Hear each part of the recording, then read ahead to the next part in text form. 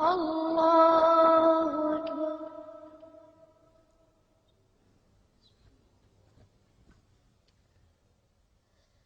الحمد لله رب العالمين الرحمن الرحيم مالك يوم الدين إياك نعبد وإياك نستعين اهدنا الصراط المستقيم صراط الذين أنعمت عليهم غير المغضوب عليهم ولا الضالين آمين.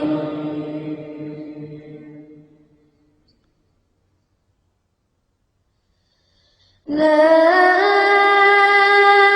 أقسم بيوم القيامة ولا أقسم بالنفس اللوامة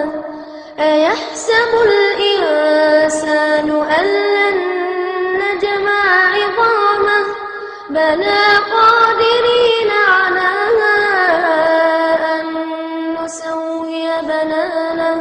بل يريد الإنسان ليفجر أمامه يسأل أيان يوم القيامة فإذا برق البصر وخسف القمر وجمع الشمس والقمر يقول الإنسان يومئذ أين المفر كلا لا وزر إلى ربك يومئذ المستقر ينبأ الإنسان يومئذ بما قدم وأخر بل الإنسان على نفسه بصيرة ولو ألقى معاذيره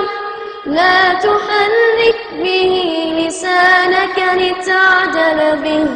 إن علينا جمعه وقرآنه